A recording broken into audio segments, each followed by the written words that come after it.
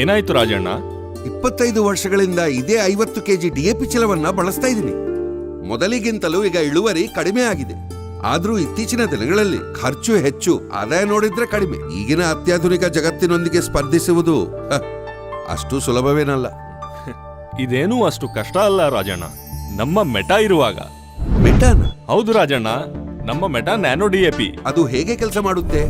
ಸಮಯಕ್ಕಿಂತ ಮುಂಚೆ ಆಲೋಚಿಸಿ, ರೈತರಿಗೆ ನಮ್ಮ ಹಳೆಯ DAP ಯನ್ನು ಪ್ರಸ್ತುತ ಪೀಳಿಗೆಗೆ ಹೊಸ ವೈಶಿಷ್ಟ್ಯಗಳೊಂದಿಗೆ ಮೆಟಾ ಬಂದಿದೆ.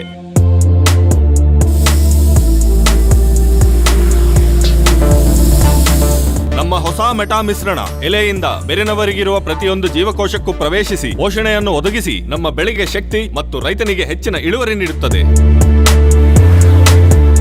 ಇನ್ಮುಂದೆ ರೈತರು ಚೀಲಗಳನ್ನು ಹೊತ್ತು ಕಷ್ಟಪಡಬೇಕಾಗಿಲ್ಲ, ಯಾಕಂದರೆ ನಮ್ಮ ಮೆಟಾ ಅತ್ಯಂತ ಚಿಕ್ಕ ಗಾತ್ರದಲ್ಲಿ ಬಂದಿದೆ.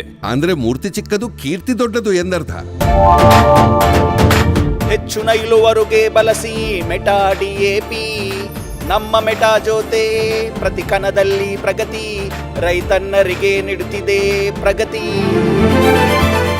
ಅರೆ, ನಮ್ಮ ರಾಜು ಕಾರ್ ತಗೊಂಡಿದ್ದಾರಪ್ಪ. ನೀವೇ ಬಳಸಿ ನೋಡಿ.